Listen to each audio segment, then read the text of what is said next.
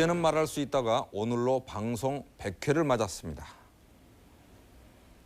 현대사 다큐멘터리가 100회를 맞는 것은 한국 방송 사상 최초이자 세계적으로도 찾아보기 어려운 것입니다.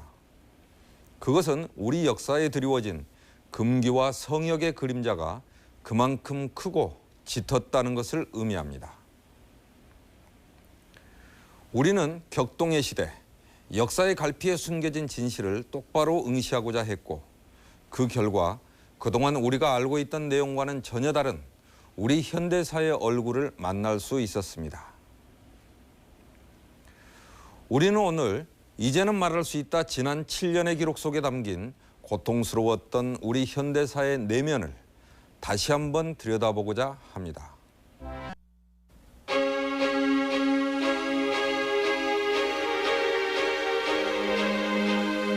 이제는 말할 수 있다가 천착했던 가장 중요한 주제 중 하나는 국가의 이름으로 국민들에게 가해진 폭력이었습니다.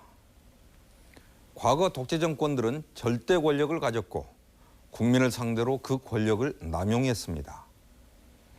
정의와 인권이 짓밟힌 국가에서 국민들에게 남겨진 상처는 클 수밖에 없었습니다. 신미도의 공군 관리하에 수용 특수범 23명의 죄수들은 30여 년 만에 최초로 공개된 실미도 특수부대 사건은 한 시대 국가의 실체를 보여준 충격적인 사건이었다. 정권의 안위를 위해 국민을 이용하고 버린 국가와 약속을 저버린 국가의 총뿌리를 겨눈 684 특수부대원들. 비극의 진실은 국가에 의해 철저히 비밀에 붙여졌다.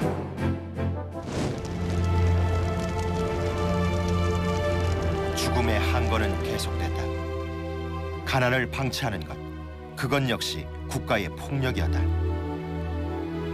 그러나 개인보다 국가가 우선한 시대. 국민에겐 의무만 있고 권리는 없었다. 목숨을 건 마지막 저항은 경제 개발에 따른 어쩔 수 없는 희생으로 치부됐다.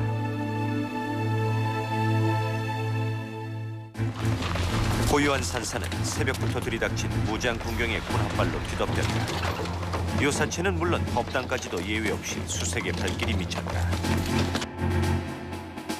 절대 권력 앞에 성역이란 없었다. 국가의 이름으로 저질러진 폭력과 인권유린의 현장. 사회 정화를 가장해 국민을 정권 안보에 이용한 명백한 범죄였다. 국내 최대의 수용시설인 청송보호감호소. 그러나 국가의 죄는 오랫동안 은폐됐다. 죄를 지은 상대가 국가이기에 아무도 그 죄를 묻지 못했다. 피해자들은 그늘 속에서 침묵을 강요당했다. 분단과 냉전, 독재로 이어진 우리 사회에서 국가는 구속과 억압의 또 다른 이름이었다. 넘을 수 없는 분단의 선을 넘나든 사람들이 있었다.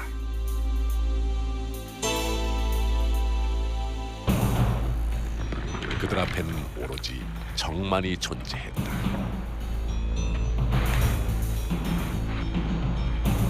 그리고 그들 대부분은 살아 돌아오지 못했다. 그만 다 죽었어요. 살아올 수가 없어요.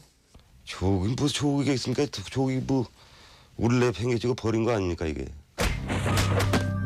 몰색 대상은 불량배와 불황자, 사형수 등 이른바 밑바닥 인생들이었다. 그들에게 조국이 내건 약속들은 새로운 삶이었고 희망이었다. 다 해준다 그랬어요. 예, 전부 다.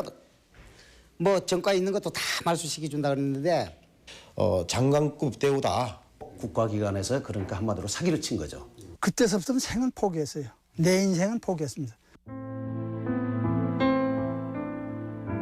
살아 돌아온 비밀의 전사 앞엔 죽음보다 가혹한 배반의 세월이 기다리고 있었다. 정신질환과 생활고, 사회의 냉대와 감시, 혹하게 했던 국가의 약속들은 지켜지지 않았다. 조국에 의해 비밀 병기로 이용된 뒤 버려진 사람들. 희망은 꺾였고 분노만이 남았다. 개인이라고 누구나 개인이 나를 이렇게 맹렬했다 그러면 벌써 같이 갔을 거예요. 그 큰 국가라는 존재이기 때문에 내가 이렇게 감사하고 있는 거예요.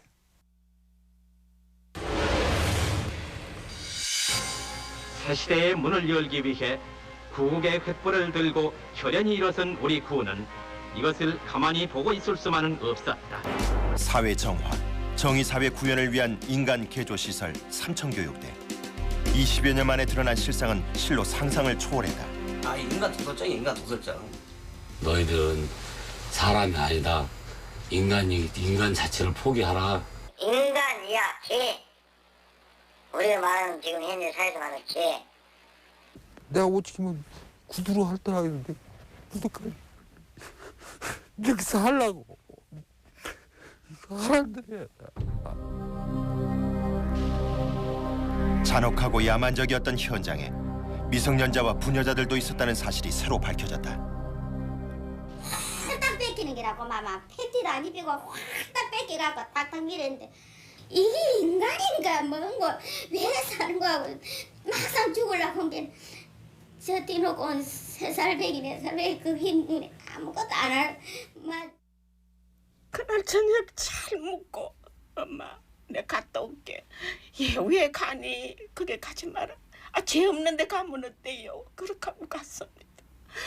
그렇게 하고 가던 날 만에 신체를 받아서 6만여 명의 무고한 국민들이 그곳으로 끌려갔다. 그러나 퇴소자 수는 없었다. 정부 발표 사망자 수는 54명. 그러나 870몇 명인가 850. 이거 7자는 들어갔어요. 그 정도가 제가 본 것만 그런데. 안 매장한다는 말씀인가요? 그런 것이 마찬가지죠. 희생은 엄청났고 상처는 평생 지속됐다. 그것은 국가가 국민에게 남긴 조직적이고 대규모적인 인권 유린의 상처였다.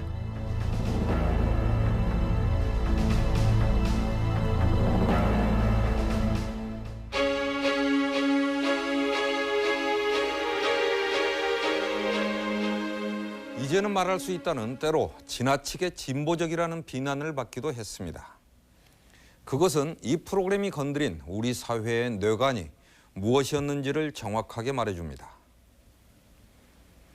이제는 말할 수 있다가 넘어서고자 했던 금기와 성역의 핵, 그것은 바로 레드 컴플렉스였습니다. 긴 세월 우리 사회의 침묵과 공포를 강요했던 단어, 레드 컴플렉스. 우리는 그것이 어떻게 만들어졌고 지난 반세기 동안 어떻게 이 땅을 지배해 왔는가에 주목했습니다. 해방 후 이 땅에 처음 들어선 정권은 반공을 자신의 정체성으로 삼았다. 반공, 그것은 민족의 정기보다 우선하는 최고의 가치였다.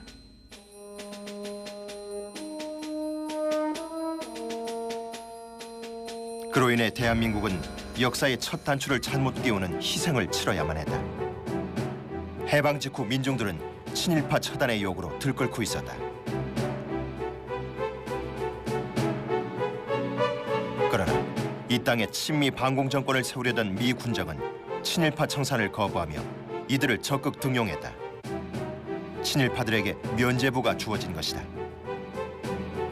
동족의 피를 제물로 입신양명을 꾀하던 고문 경찰들은 좌익을 척결해줄 숙련된 기술자들이 필요했던 미 군정에게 요긴한 존재였다. 경무부도 그렇고 수도청도 그렇고 전부 당시의 간부들은 친일 경찰 일색이요. 이 사람들이 공산당을 잡는다. 이게 그 반공의 명목으로 그 사람들이 살아남은 거지. 반공을 앞세운 이승만 역시 친일 경찰들을 자신의 친위 세력으로 삼고자 했다. 친일파들은 반공의 깃발 아래 재빠른 변신을 도모했다.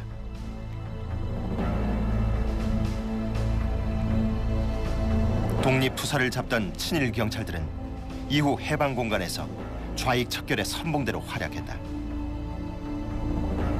이들의 습격으로 반민특위는 와해됐다. 민족의 이름으로 친일파를 청산하고자 했던 단 한 번의 기회는 그렇게 실패로 끝났다.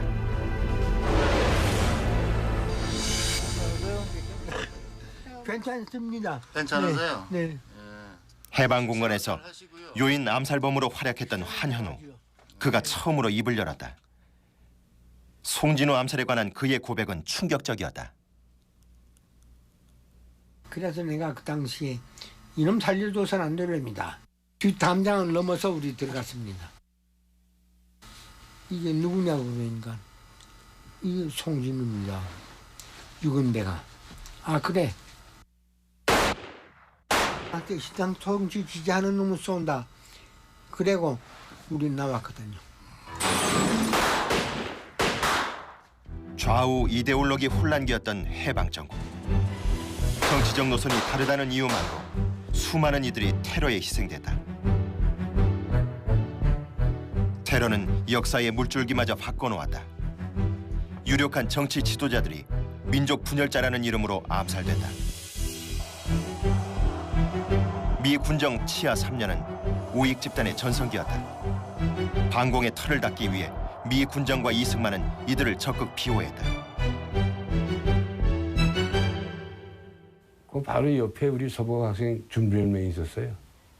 만약에 우리 직접 잡게 되면은 그 패서 죽이면 뭐 갖다 가면 씌워서 그냥 보내는 거예요. 나와 다른 생각, 다른 이념을 가진 자를 폭력적 방식으로 처단하는 테러는 이후 이 땅에서 벌어질 무수한 비극을 예고하고 있었다.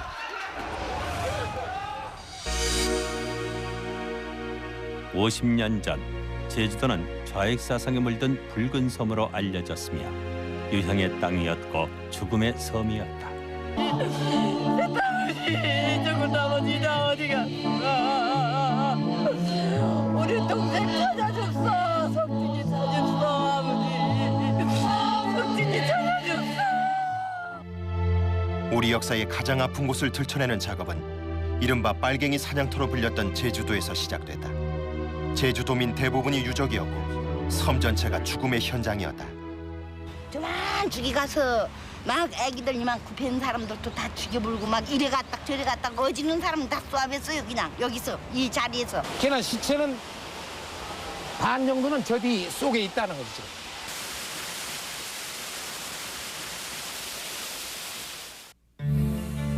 해방 전국의 혼란기에서 빚어진 비극 제주 4.3 사건. 공식 희생자만 3만여 명. 당시 제주도민의 10명 중 3명에 이르렀다. 소탕이란 말이야 무조건. 빨갱이 놈들은. 제 이놈들 다 죽여도 좋아. 이승만은 남한 단독 정부 수립을 반대하던 소수의 좌익 무장 세력을 진압한다는 명목 아래 제주도 전역에서 대대적인 소탕 작전을 벌였다. 무고한 사람들이 이유도 모른 채 죽어갔다. 죽을 때까지 우리 아버지가 꺼내야 그 도에 묻어도 할아버지가 또 여자 할아버지가 다 죽었어. 내가 산에 갔다고 하니까 그래서 대산 시집은 것 아닙니까? 4.3 때 아들 둘이 눈앞에서 총살되는 것을 지켜봐야 했고 예비 검석으로 잡혀가 행방불명된 아들 셋까지 5 아들을 100살이 넘도록 기다리며 살고 있는 윤희춘 할머니. 우리 아기 살아오라. 우리 아기 우리 아기 자식들 살아오는 거냐 지금? 지금 자식 살아오는 소문이냐? 도랑옥대가 데리고 왔느냐 그? 아기가 오도록 내가 살아야 아기들. 100년 1000년이 지나도 아들을 기다리겠다는 할머니의 절규. 이것이 4.3에 남겨진 모습이다.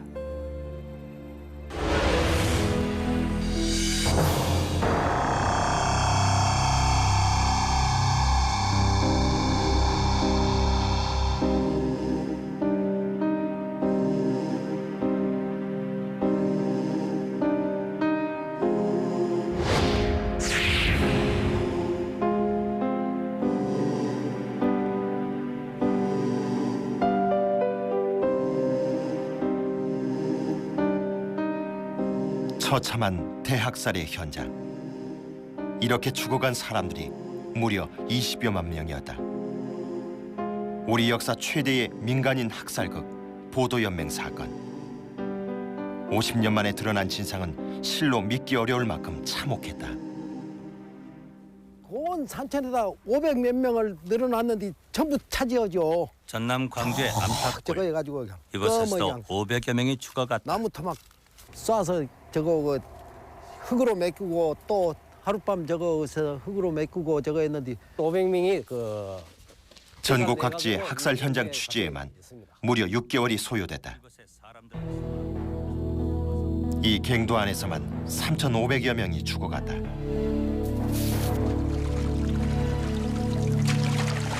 이곳에선 당시 죽음의 흔적을 고스란히 발견할 수 있었다. 한여름에도 이런 상태입니다. 저기 그쪽으로 가면 안 되고 나오세요. 그게 위험해요. 자. 반세기가 지나도록 어둠 속에 방치돼 있던 진실. 그들이 이렇게 무참한 죽음을 당해야 했던 이유는 단 한 가지.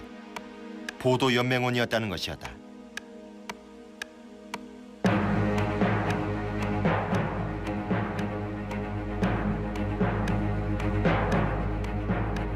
국민보도연맹. 좌익 인사들을 전향시켜 선량한 대한민국 국민으로 보호하겠다며 국가기관이 만든 반공단체였다. 전쟁이 나자 대한민국은 보호하겠다던 그들 대부분을 총살했다. 인민군에 동조할지도 모른다는 의심. 그것이 학살의 이유였다. 모르고 못해야 되는 거야. 근데 서울 같은 데는 학식이 많으니까 그런 상식을 안 하니까 그 진짜 보도연맹 그 좌익이지. 여기는 좌익이라고 해서 좌짝도 모르는데 좀 좌익이 된겨. 이장이 그 가입하라 해가지고 다 했는 건데 뭐 그 당시에 그. 아 모르지요. 뭐 우리가 농사 짓고 있으니 뭐 아무것도 몰라요. 학살은 전국적이었다. 그 시기는 대부분 인민군이 밀고 내려오기 전 아군의 후퇴 직전에 이루어졌다. 6.25 발발에서 8월 말까지 불과 2달 만에 학살된 보도연맹원은 최소 20만 명으로 추정된다.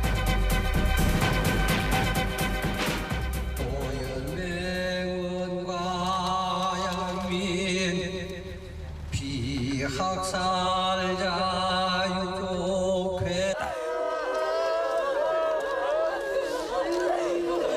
20만이 넘는 억울한 죽음, 그리고 숨죽여 오열하는 유족들. 침묵의 소리로 그들은 묻고 있다. 살아남은 자들은 과연 어떤 사람들이냐고.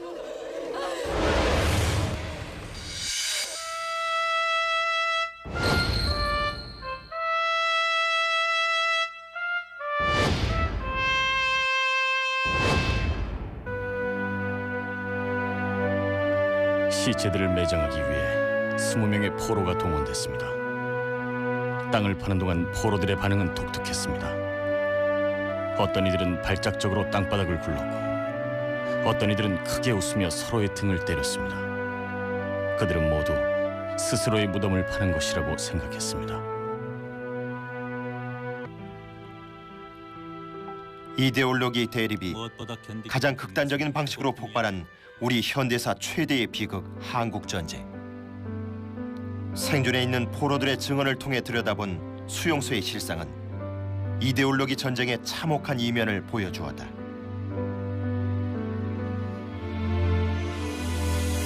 그곳에서도 전쟁은 계속됐다. 포로 수용소, 그것은 굶주림과 추위, 게다가 세계 전사상 유례없는 사륙전의 현장이었다.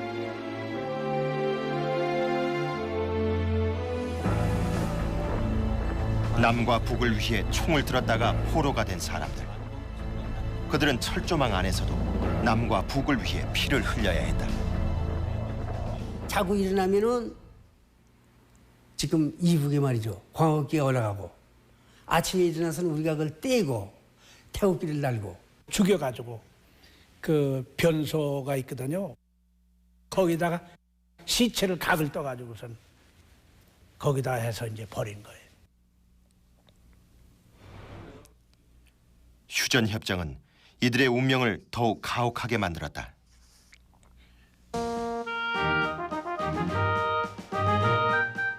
자유송환 방침에 따라 자신의 진영으로 포로들을 끌어들이기 위한 치열한 전향 공작은 이탈자를 막기 위한 사륙으로까지 이어졌다. 포로 송환 협상이 2년여 지루하게 계속되면서 실제 전쟁터에선 포로들의 숫자보다 훨씬 더 많은 병사들이 죽어갔다.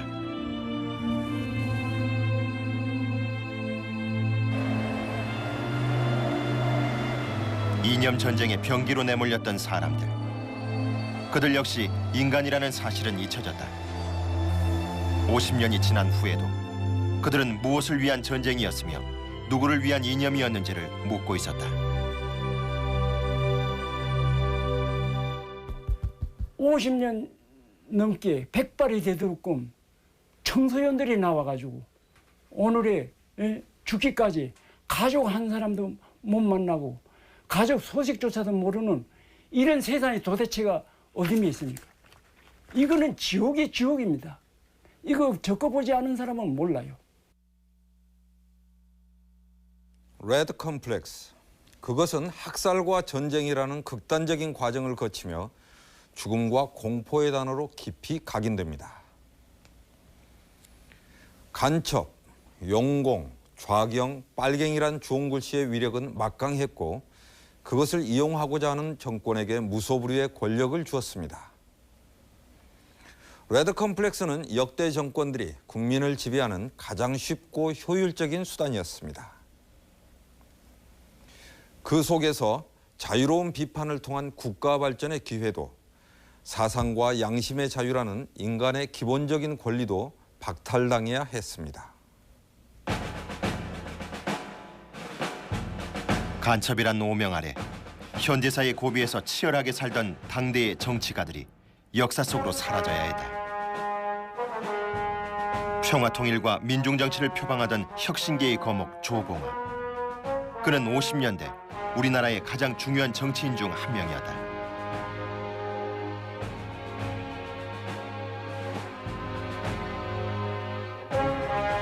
죽산 조봉암. 그는 이승만의 강력한 정적으로 부상한 순간 간첩으로 몰려 사형을 당했다.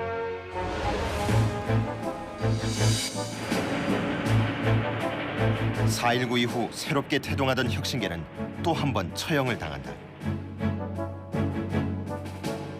조봉암의 뒤를 잇는 민족일보 사장 조용수. 그를 사형대로 보낸 건 쿠데타로 정권을 잡은 박정희였다. 강력한 반공 정권을 원하던 미국의 신임을 얻기 위해 박정희는 혁신계를 희생양으로 삼았다. 보수 대 혁신의 건전한 대결 풍토. 두 번의 기회를 우리는 그렇게 잃었다. 나를 빨갱이로 보는 사람이 정권을 잡는다면 앞으로 그들에게 밉게 보이는 사람은 누구라도 빨갱이로 몰리는 무서운 분위기가 조성될 것이다.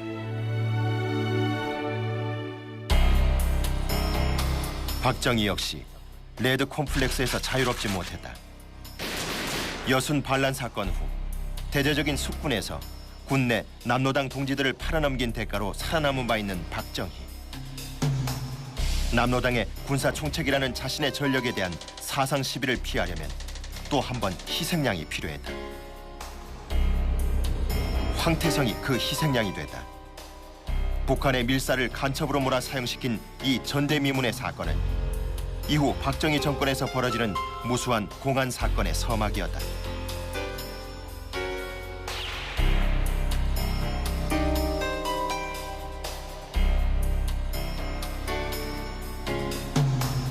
권력을 잡은 후엔 더욱 강력한 반공 정책이 필요했다.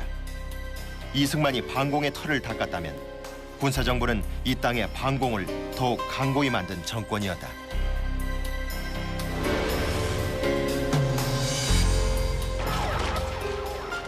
정권에 대한 국민의 저항이 고개를 들 때면 어김없이 간첩단 사건이 찾아왔다.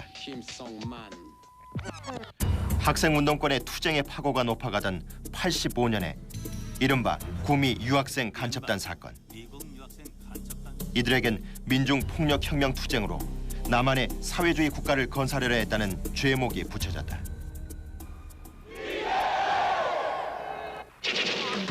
김성만은 법정 최고형을 선고받았던 이들은 앰네스티를 비롯한 국제사회의 관심과 지원으로 98년 자유의 몸이 됐다. 13년 2개월 만이었다. 그러나 한 번 새겨진 간첩이란 주홍 글씨는 감옥을 나온 후에도 지워지지 않았다. 당신이 간첩이 아니라는 증거를 한번 대봐라. 이렇게 얘기를 하거든요. 근데 그런 질문을 받을 때마다 굉장히 화가 나요. 왜냐하면 간첩이라는 증거를 내야 간첩이 되는 거지 간첩이 아니라는 증거를 어떻게 되겠어요? 저를 포함해서 그들은 결코 간첩이 아닙니다. 그들은 80년대의 그 암울한 시절에 조국의 민주화와 통일을 갈망하던 순수한 학생 또는 시민들입니다.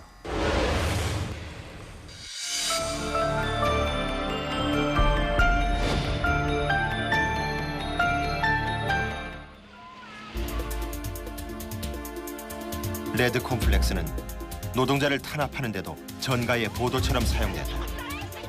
권력과 결탁한 언론이 지원 사격을 맡았다. 도시산업선교회에서 벌이는 이른바 의식화 교육을 받았고 MBC, KBS 등 각 방송사마다 도산의 실체를 알리기 위한 특집 보도가 줄을 이었다.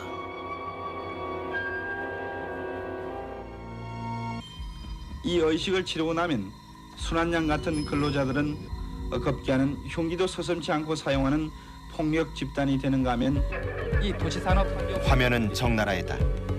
레드 콤플렉스를 자극하기 위해 의도적으로 빨갱이를 연상시키는 빨간색을 덧입힌 것이었다.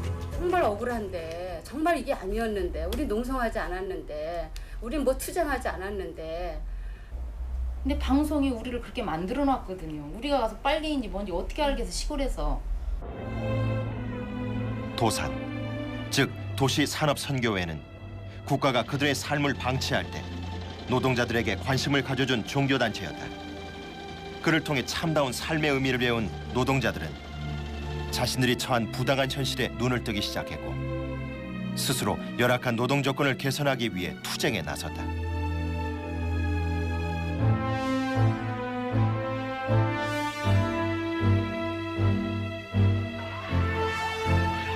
그러나 권한일체가 만들어낸 마녀 사냥의 위력은 컸다. 빨갱이란 악에 찍힌 이들은 블랙리스트에 올라 사회로부터 격리됐다. 고향에 돌아가서도 그들은 경찰 감시의 대상이 됐다.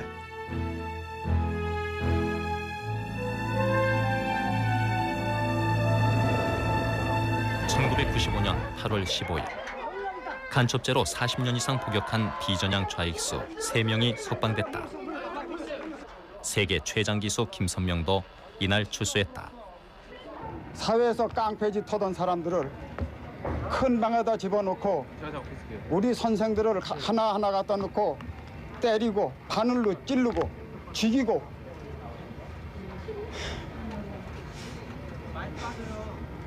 이때가 제일 힘들었어요.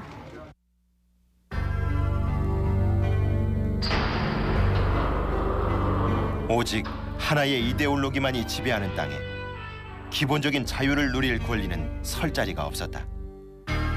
전향 공작이란 이름으로 가해진 살인적인 테러와 고문은 인간의 양심마저 바꾸도록 강요했다. 싹 다 그냥 때리고 그냥 이렇게 그냥 계속 고립해서 그래도 이게 전향들을 안 하거든. 이렇게도 전향을 안 해. 이게 이렇게 괴롭히면 전향을 할 줄 알았는데 전향을 안 해. 그다음에는 물고문으로 들어갔잖아요. 물고문. 우리 대한민국의 실정법에 저촉됐다. 그래서 감옥살이 한다. 시킨다. 10년이든 20년이든 무기든 감옥살이 시키는 건 좋다는 겁니다. 그런데 왜 이 사람들의 사상까지 바꾸라?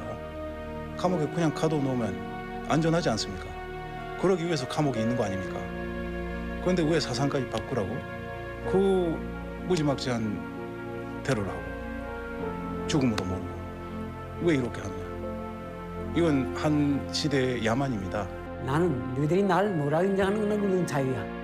그렇지만 내가 너희들한테 난 공산주의다 아니야, 공산주의 그다음 민주주의다 이런 건 너한테 할 필요가 없어. 왜냐하면 그건 내 양심에 있는 거기 때문에. 양심은 자유라고 하는 그 헌법에 규정돼 있어. 그러니까 그런 걸 나한테 묻지 말라고.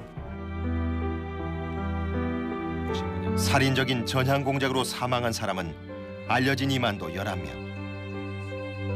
수십 년의 세월을 감옥에서 보내고 살아나온 후에도 보안 관찰이란 이름에 보이지 않는 감시는 계속되다. 각종 사상 관련 법들은 반공의 총과 칼이 되어 아직도 우리 사회를 양심과 사상의 자유가 없는 감옥으로 만들고 있다.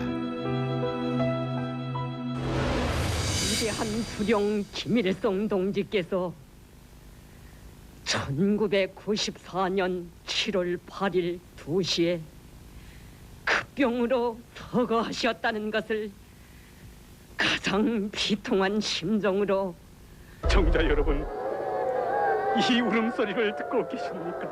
여기 만수대 언덕에서 정상회담을 불과 보름 앞두고 김일성이 사망한 11년 전의 여름, 이른바 조문 파동은 반세기 넘도록 다져진 레드 콤플렉스가 일순간 우리 사회를 어떻게 변화시키는지를 생생하게 보여준 사건이었다.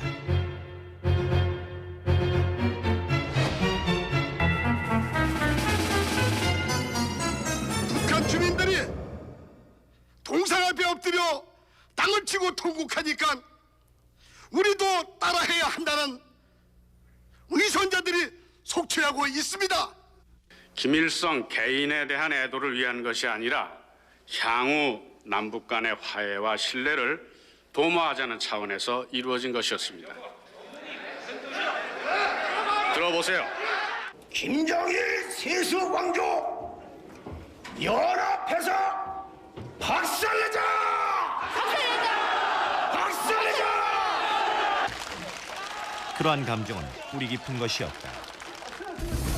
국회의 발언에서 시작한 조문 파동은 일파만파 퍼져나갔다. 경찰은 도망가는 학생들을 추격해 도서관 안까지 뛰어들었다. 취임 초 남북관계 개선의 의지를 보이던 정부까지 강경방침으로 돌아섰다.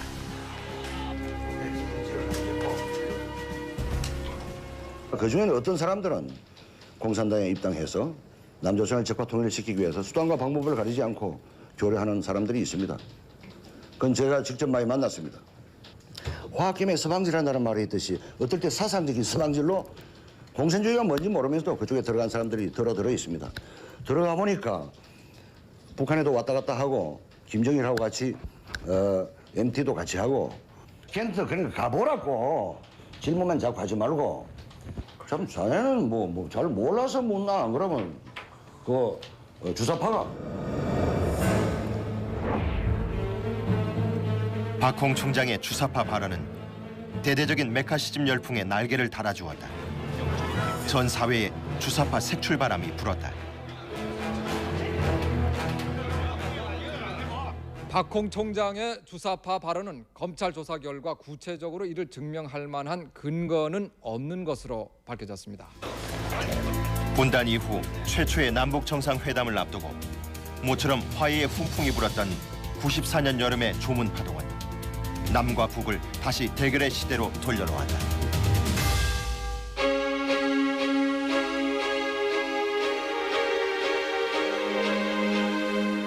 지난 수십 년간 한국은 세계를 통틀어서 양키 고홈이란 구호가 없는 유일한 나라였습니다. 분단과 전쟁을 거치면서 한국과 미국은 다른 나라와는 다른 특수한 관계를 맺었고 그 후 한국 격동 반세기의 장막 뒤엔 늘 미국이 있었습니다. 그러나 현대사 전 기간에 걸쳐 우리는 미국의 두 얼굴 중 한쪽 면만을 보기를 강요당해 왔습니다. 이제는 말할 수 있다는 미국이라는 성역을 건드려야 했습니다. 우리를 제대로 알기 위해서는 미국을 알아야 하고 그것이 우리 민족의 운명을 좌우할 수도 있기 때문입니다.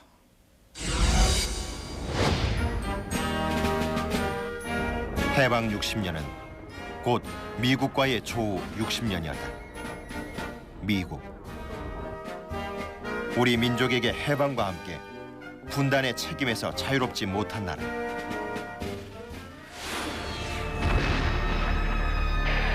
한국전쟁은 미국에게 반공의 수호자, 혈맹이란 이름을 안겨주었다. 그러나 미국은 전쟁 당시 우리 군의 민간인 학살을 방조했을 뿐 아니라 직접 학살하기도 했음이 사실로 드러났다. 북한과 중국은 돌연 충격적인 한국전 당시 한반도에서 벌어진 세균전의 의혹에서도 자유롭지 않다. 그러나 미국에 대한 어떤 의혹도 공산주의자의 음모가 됐던 시대. 한반도에서 일어난 미국의 비인도적 전쟁 범죄는 역사의 수면 아래 묻어둬야 했다.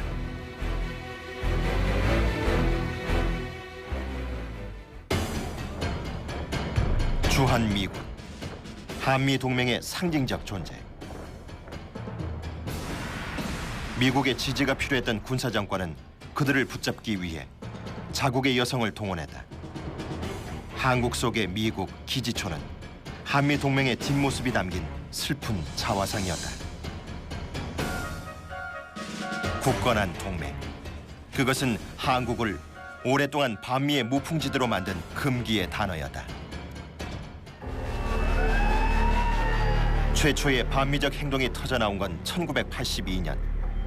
광주항쟁을 학살로 진압하고 정권을 잡은 신군부가 안정을 잡아가고 있던 시기였다.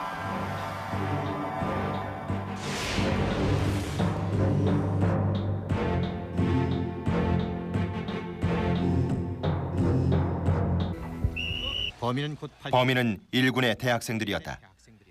소위 혈맹의 나라라고 불리운 미국 공간에 불을 지른 이 사건은 온 나라 안을 충격의 도가니로 몰아넣었다.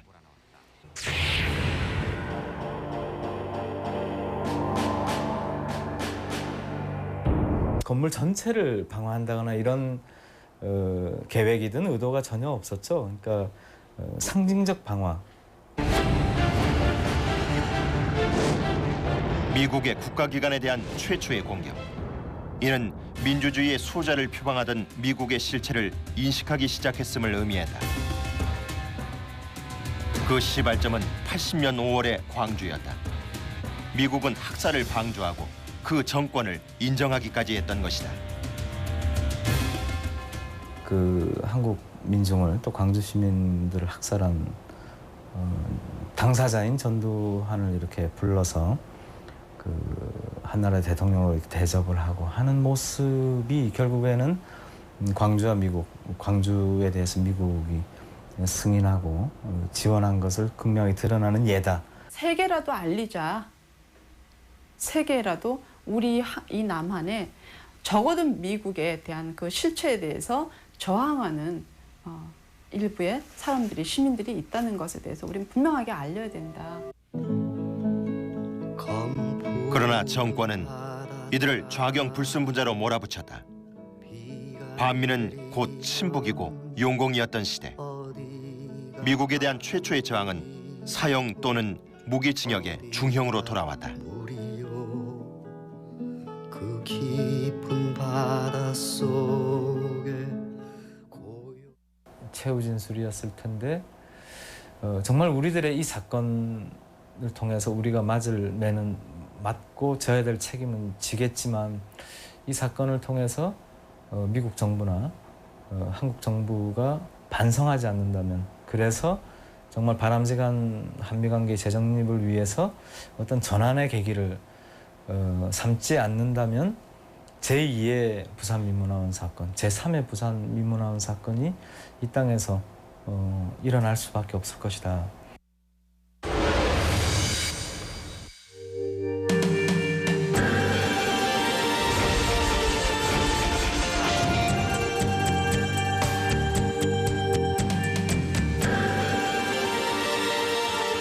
격동의 시대, 한국 정치를 움직인 보이지 않는 손 미국.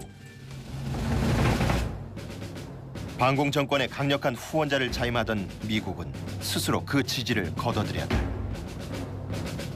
The American command on the army side wanted no problems in the political side because they had a war to fight. They just wanted stability. And whether Rhee was a proper Democrat or not didn't matter to the military. They just wanted stability.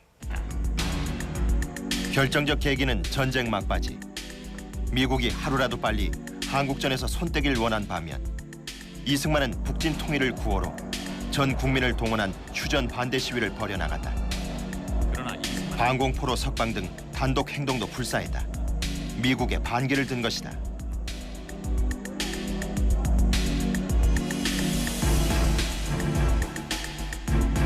미국은 극비리의 이승만을 견제하고 한국군을 대안으로 제시하는 비상계획에 돌입했다. 플랜 에버레디. 그 골자는 유엔군을 동원한 군 장악과 반항할 경우에 이승만 체포였다. 언제든 가동될 준비가 돼 있던 군사작전. 그러나 그럴 필요가 없었다. 미국은 준비했다는 듯이 바로 4.19를 지지하는 성명을 발표했다. 저는 국민이 원하면 대통령직을 사임할 것이며 민의를 따라서 하고자 한 것이. 은인자중하던 군부는 드디어 오늘 아침 미명을 기해서 일제히 행동을 개시해. 그리고 1년 후에 5.16. 미국은 4.19 때와는 달리 군사 쿠데타에 대해 완벽하게 침묵을 지켰다. 에버레디 플랜의 핵심은 이승만을 제거한 후 한국군이라는 대안을 제시하는 것이었다. 자국의 이해관계와 어긋나면 일국의 대통령도 교체할 수 있다는 미국의 제3세계 지배 전략. 한국에선 군이 정치의 전면에 나서는 결과를 낳았다. 지난 7년간 이제는 말할 수 있다는 시간을 뛰어넘어 지금도 유효한 우리 사회에 대한 근본적 질문을 던져왔습니다. 양심과 사상의 자유, 그리고 한반도의 안정과 평화. 이 두 가지 중요한 화두는 7년이 지난 지금 우리의 현실이자 당면 과제가 됐습니다. 올해 방송된 이제는 말할 수 있다는 바로 그 변화한 현실과 과제를 담고 있습니다.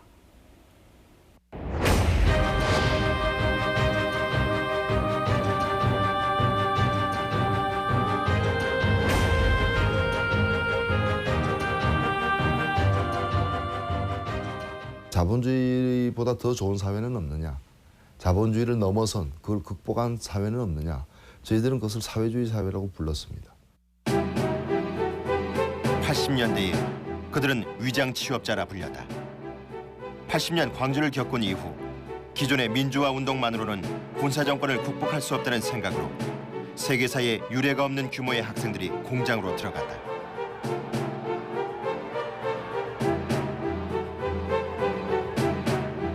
그러나 합법적인 노조 활동마저 용납되지 않던 시대. 돌아온 건 정권의 강도 높은 탄압이었다.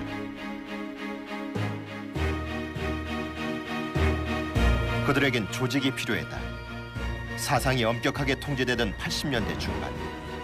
한국전쟁 이후 최대의 비밀 정치 조직 인민노련이 결성됐다.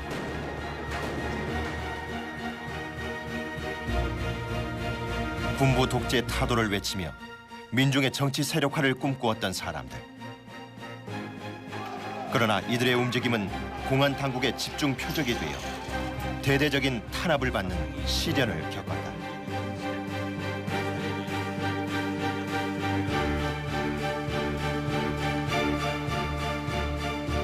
Lenin-Denkmäler erinnern überall in der Sowjetunion. 사회주의 혁명 이론의 무장, 그 틀 자체가 근본에서부터 흔들렸던 거죠. 그런 이상이 될지도 모른다고 생각했던 이 사회주의 국가들이 다 붕괴한 것은 대단한 충격이었죠. 오랜 실험과 모색을 거쳐 그들은 마침내 제도 정치권에 입성했다. 지난 반세기 최대의 금기였던 이름 진보 세력이 우리 사회의 현실로 등장한 것이다. 이 나라의 자유민주주의 회복시켜놓자. 대통령과 하고 나하고 관계에 있어서의 그 의리도 이 소위에 속하는 건 한꺼번에 다 끊어 바친다. 그래서 대의를 위해서 내 목숨 하나 버려버린다. 대통령이 총격을 당한 연회실. 입구 쪽 시신은 차지철 경호실장이었다.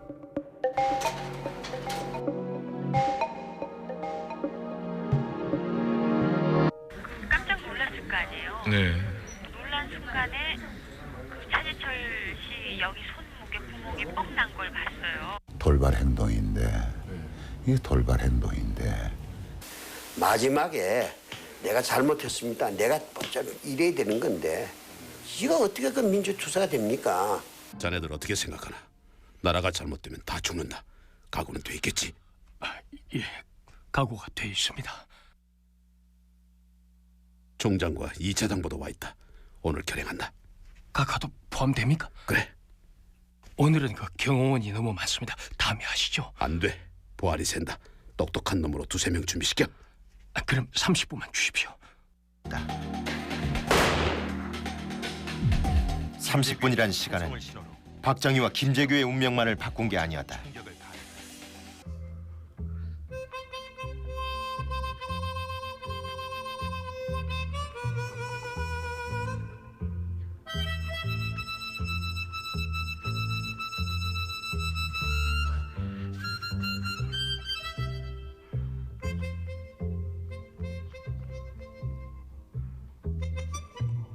현대사의 중요한 한순간을 목격했던 사람들.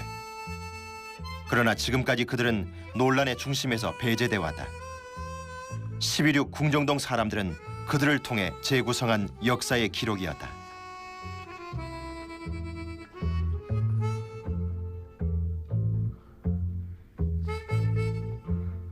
이런 행동이 있다면 나는 다시 한다. 또 하겠다.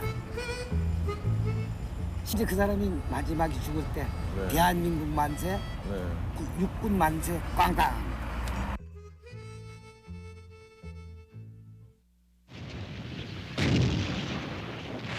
핵 문제를 둘러싸고 한반도의 긴장과 위기가 계속되고 있다. 그런데 북핵만이 문제가 아니었다. 2차 대전 중 일본이 극비리에 원폭을 개발하고 있었다는 충격적인 사실이 공개됐다. 일본의 핵 개발을 주도한 곳은 이화학연구소. 그러나 동경 대공습으로 핵 개발 무대를 옮겨야 했다. 일본이 원폭 실험을 했다는 의혹을 받는 곳은 북한의 흥남 지방.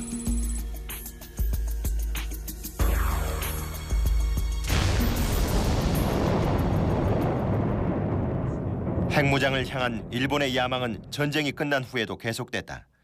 현재는 마음만 먹으면 언제든 핵을 만들 수 있는 상황. 평상시에는 전력이지만 전쟁이 나면은 이것은 핵무기가 되는 것입니다. 일본은 준핵 보유국입니다. 핵의 비극을 체험한 세계 유일의 나라 일본. 60년이 지난 지금 그들은 평화 대신 핵무장을 꿈꾸며 한반도와 인류의 안전을 위협하고 있다. 지금 북한 핵 문제가 끼치는 영향을 우리가 엄청나다고 얘기하자면 일본이 핵무장했을 때 끼치는 영향은 거기에 제곱을 해야 된다 이렇게 볼 수 있겠죠. 유일무이한 초강대국 미국. 그들 또한 북한에 대한 시각을 바꿀 생각이 없다. North Korea is a regime arming with missiles and weapons of mass destruction. States like these and their terrorist allies constitute an axis of evil. 이제는 말할 수 있다. 7년의 대장정이 마지막으로 던진 화두는 오늘 우리의 최대 현안 북핵이었다. That information had indicated that North Korea has a program to enrich uranium for nuclear weapons in violation of the agreed framework and of other international agreements. 북한의 핵 보유를 기정사실화한 미국. 그러나 북한 측의 얘기는 달랐다. 우리는 미국 대통령 주사에게 농축 우라늄 방법에 의한 핵무기보다 더한 무기를 만들 수 있게 돼 있다. 가질 수 있게 돼 있다. 이 모호한 한마디가 가뜩이나 북한에 대한 뿌리 깊은 불신과 반감을 가진 미국의 강경파에게 빌미가 됐다. 2차 북핵 위기, 그것은 어쩌면 예견된 것이었다. 북한의 농축 우라늄 프로그램에 대한 정확한 증거가 없다는 걸 미국은 이미 알고 있었던 것이다. 미국이 북한의 고농축 우라늄 프로그램을 발견하지 못했더라도 그런 위기는 있었을 겁니다. 물론 그보다는 좀 더 후에 일어났겠지만요. 부시 행정부가 제네바 합의를 항상 못마땅하게 여겼기 때문입니다. 그래서 합의를 중단할 방법을 찾으려고 했습니다. 그런 후에 북한의 경수로 건설을 완공하지 않으려고 했던 것입니다. 이제 핵전쟁 책동을 뒷부시자! 아쿠아일로로 치닫고 있는 북미 관계. U.S. military has drawn up plans for a possible and preemptive strike against North Korea. To be sure, in our world, there remain outposts of tyranny. 우리 핵을 만들었습니다. 미국이 핵 공격으로부터 우리를 보호할 수 있는 위기 탈출의 물꼬를 튼 건 남과 북의 대화였다. 북한은 한반도 비핵화 선언의 재확인과 함께 미국과의 대화 의사를 밝혔다. 이제 위기 해결을 위해서 서로가 뭔가를 벌여야 할 때다.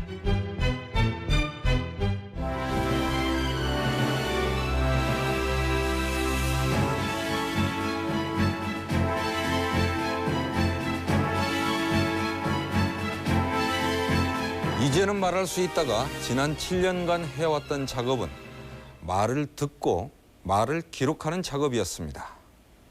그 말이 가져온 파장과 변화는 컸습니다. 침묵이 깨지는 순간 금기와 성역 또한 깨지기 시작했고 역사의 그늘에서 숨죽이고 있던 이들은 말을 넘어 국가에 적극적으로 요구하기 시작했습니다. 이제는 말할 수 있다 해서 말은 과거의 일을 증언한다는 의미를 넘어서서 원한을 풀고 역사의 굽은 곳을 바르게 펴는 것을 의미합니다. 모두가 함께 미래를 쌓아가는 화해의 길에 우리의 말이 첫걸음이 되었기를 바랍니다.